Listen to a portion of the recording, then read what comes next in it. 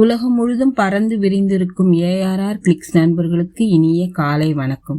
இன்னைக்கு நம்ம ஊனுங்கிற சிறுகதையை கேட்க போறோம். அதை எழுதினவங்க கவிச்சிகரம் ஆ. முத்து விஜயன். காலையில ரொம்ப நேரம்லாம் அடிப்படையில நிக்க முடியாது. நாடகம் நேத்து பார்க்காது, இன்னைக்கு காலையில போடுவாங்க, பார்க்கணும். இட்லினா தரேன், இல்ல பொங்கல் போட்டு சாம்பார் வச்சிடுறேன். நின்று தோசையெல்லாம் சுட முடியாது. உங்களுக்கு பழைய சோறு தொண்டைக்குழிக்குள்ள இறங்காது. அம்பிட்டுதான் நம்மளால முடியும். உங்களுக்கு வடிச்சு போட்டே வயசாகி போச்சு. முடியலடா சாமின்னு அழுத்துக்கிட்டா ராசம்மா. வாசல்ல உட்கார்ந்துருந்த பேச்சு கிழவி அம்புட்டும் களவாணி பக்கிக. புருஷனுக்கும் பிள்ளைகளுக்கும் ஆக்கி போடுறதை விட வேற என்ன சொல்லி நாடகம் பாக்குறாளாம். நாடகம். அந்த காலத்துல இந்நேரம் எல்லாரும் வயக்காட்டுல நிப்போம். இந்த இட்லி தோசையெல்லாம் கிடையாது. ஏன் நெல்லுச்சோறு கூட கிடையாது. கம்பு இல்ல, சோளம் வேக வச்சு உருண்டையா உரட்டி அதை மோர்ல இல்ல புளிச்ச தண்ணியில போட்டு வச்சிருப்பாங்க. களையெல்லாம் குறுக்கொடி எடுத்துட்டு முடிச்சுக்கிட்டு ஆளுக்கு ஒரு உருண்டை. சோளமோ கம்போ கடிச்சுக்க அங்கேயே வரப்புல கிடக்கிற பச்சை மிளகா இல்ல சுட்ட மிளகா வத்தல், கத்திரி வத்தல், மிதுக்கு வத்தல். அம்புட்டுத்த வயிறு கும்முன்னு ஆயிடும். உடம்பு இரும்பாட்டம் இருக்கும். இப்ப என்னடானா 40-45 வயசுல நெஞ்ச புடிச்சுக்கிட்டு போய் சேர்ந்துருதுங்க. எல்லாம் கலிகாலன்னு அழுத்துக்குச்சு. வாசல்ல இருக்கிற லவ் பேர்டுக்கு பேரன் கணேஷ் திணை அரிசி வாங்கிட்டு வந்திருந்தான். அது என்னடா கணேஷ்ன்னு கேட்டுச்சு பேச்சு கழுவி. அதுக்கு அவன் சொன்னான், இது செரல்ஸ் பாட்டி, இது குருவிகளுக்கு போடுற ஃபுட்ஸ். நாமெல்லாம் சாப்பிடக்கூடாது. நாம சாப்பிடுற இட்லி தோசையெல்லாம் அது சாப்பிடாது. அதுக்கு தனி ஃபுட்ஸ் பாக்குறீங்களான்னு கேட்டு கையில கொஞ்சம் கொடுத்தான். அத பார்த்துட்டு பேச்சு கழுவி சொல்லிச்சு, அடக்கு இருக்கு பயல, இது தெனடா, முருகனுக்கு பிடிச்சதுடா. தேனும் தெனமாவும் கொடுத்துதாண்டா முருகனை மயக்கனா அந்த வள்ளி. நாம கூட திணை அரிசியில சோறாக்கி கோழி குழம்பு வச்சு சாப்பிட்டா அப்படி இருக்கும். அது நாம சாப்பிடுறதாண்டான்னு சொல்லுச்சு. கணேஷ் சொன்ன, ரியலி பாட்டி, இதெல்லாம் எங்க அம்மா எனக்கு கொடுத்ததே இல்லை. எப்ப பார்த்தாலும் இட்லி தோசை, எப்பவாவது இடியாப்பம், புட்டு, அவசரத்துக்கு நூடுல்ஸ், இதுதான் கொடுக்குது பாட்டி. நீங்க வேற என்னெல்லாம் சாப்பிட்டுட்டு இருக்கீங்க சொல்லுங்க. நான் அதுக்கு பாட்டி சொல்லிச்சு, அந்த காலத்துல இப்ப சிறுதானியம்னு சொல்லுற கம்பு, கேப்பம், சோளம், திணை, வரகு எல்லாம் சமைச்சு சாப்பிட்டு இருக்கோம். கேப்ப புட்டு, கேப்ப ரொட்டி, கம்மங்கூழ், கேப்ப களி, கேப்ப இடியாப்பம், சோள சோறு, சோளக்கூழ், திணை உருண்டை, வரகு கஞ்சி எல்லாம் சாப்பிட்டு இருக்கிறோம். இப்ப என்னடான்னா சர்க்கரை வியாதி வந்தவங்களை அதை மருந்து மாதிரி சாப்பிட சொல்றாங்க. அப்ப சாப்பாடா சாப்பிட்டதே இப்ப மருந்தா சாப்பிடுறாங்க. அது மட்டும் இல்ல, தேங்காய் துவையல், எள்ளு துவையல், வேர்க்கடலை துவையல், உப்பு புளி மிளகா, கொள்ளு துவையல், பருப்பு துவையல், பிரண்டை துவையல்னு வேப்பம்பூ ரசம், முள் முருங்கை அடை, உளுந்தங்களி, வெந்தயக்களி, பார்லி கஞ்சி பல வகை இருக்குன்னு நீட்டி முளைக்குச்சு பாட்டி. இதெல்லாம் நான் கேள்விப்பட்டதே இல்லையே, எங்க போச்சு இதெல்லாம்னு கவலையா கேட்டான் பேரன் கணேஷ். எல்லாத்தையும் நாம மறந்தாச்சு. நெல்லு சோறு தின்னுறவன் ஒசந்தவன், கேப்ப கம்பு சோளம் திங்கிறவன் எல்லாம் தாழ்ந்தவன் ஒரு நினைப்ப உருவாக்கி விட்டானுங்க நாட்டுல. கேப்ப கம்பு சோளம் எல்லாம் சாப்பிட்டுப்புட்டு தெம்பா 102 வயசுலயும் நான் இருக்கிறேன். நெல்லு சொத்தை மருந்து வச்சு சத்து இல்லாம தின்னுப்புட்டு ப்ரெஷரு, சுகரு, மூட்டு வலி, நெஞ்சு வலின்னு காசை ஆஸ்பத்திரியில கொண்டு போய் கொட்டுக சனக்காடு. என்னத்த சொல்லுன்னு கவலைப்பட்டுச்சு பேச்சு அம்மா. அது சரி பாட்டி, தாத்தாவும் இதெல்லாம் சாப்பிட்டவர் தானே, அவர் ஏன் இப்ப இல்ல? எப்ப செத்து போனாரு? ஏன் செத்து போனாரு? எனக்கு நினைவு தெரியாமலே சொல்லு பாட்டி என்று கேட்டான் பேரன். பாட்டி முகம் சூம்பி போச்சு. ஒரு பெருமூச்சு இழுத்து விட்டுச்சு ஆரம்பிச்சிச்சு. ராசாவாட்டம் 6 அடி ஒசரத்துக்கு வானத்துக்கும் பூமிக்குமா வளர்ந்து கிடந்தாரு உங்க தாத்தா ஐயாச்சாமி.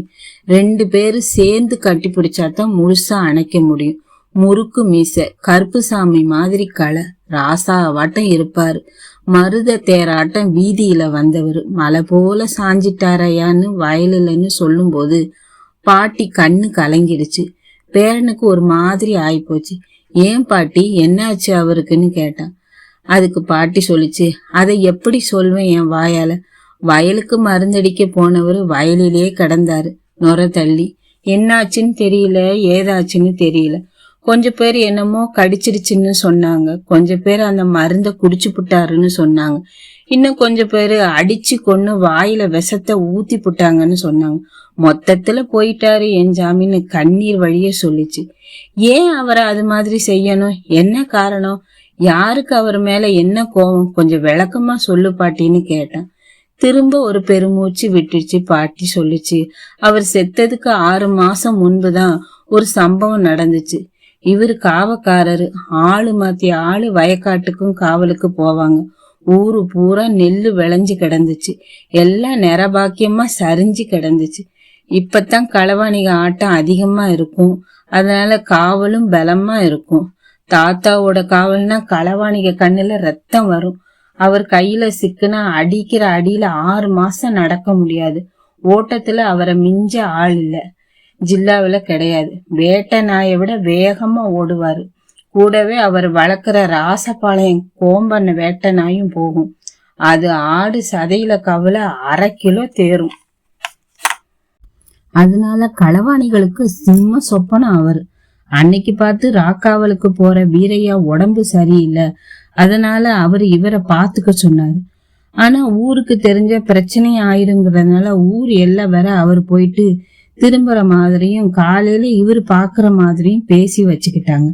களவாணிக எப்பயும் துப்பு பார்த்துதான் தொழிலுக்கு போவானுங்க. கருத கசக்கி சாக்குல போடுறதுனால அன்னைக்கு காவல் வேலை யாரோடதுன்னு விசாரிச்சுட்டு தான் போவானுங்க. அன்னைக்கு ஆளு மாறினது அவனுங்களுக்கு தெரியல. அவனுங்க கணக்குப்படி வீரையா தான் போகணும். அவருக்கு ஒரு காலு சரியா வராது, இழுத்து இழுத்து நடப்பாரு, வேகமா ஓட முடியாது. அத கணக்கு பண்ணி அன்னைக்கு கருது கசக்க போனானுங்க. ஆனா அன்னைக்கு அவனுங்களுக்கு நேரம் சரியில்லை. காவலுக்கு இருந்தது ஐயாசாமி. வயக்காட்டுக்குள்ள கருது கசக்கிற சத்தம் அசங்க மசங்களா கேட்டதும் அவர் தன்னோட நாயை ஏவி விட்டார். வயலுக்குள்ள கோம்ப நாய் மூச்சு முட்ட ஓடியாத சத்தம் கேட்டதும் வந்தவங்களுக்கு புரிஞ்சு போச்சு, ஐயாசாமி தான் இருக்காருன்னு. போன நாய் வசமா ஒருத்தனை கால்ல கவிடுச்சு. அவன் அத்தனை வழியிலையும் சத்தம் வெளியே வராம நாய் கூட போராடுறான். கையில இருந்த சூரி கத்தியால நாயை குத்து குத்துன்னு குத்தி குத்தி சாச்சு விட்டான். வந்தவனுங்க எத்தனை பேருன்னு தெரியல. ஆனா மத்தவனுங்க எல்லாம் ஓடி போக கடி வாங்கினவன் மாத்திரம் வெளியே போகாம வயல்லையே பதுங்கிட்டான். குத்து வாங்கின நாய் ஈனமா சத்தம் போட்டுச்சு. அந்த இடத்த தேடி ஓடுனாரு ஐயாசாமி. அங்க கருமுண்ட மட்டும் கையில சூரி கத்தியோட அவன் நிக்கிறான்.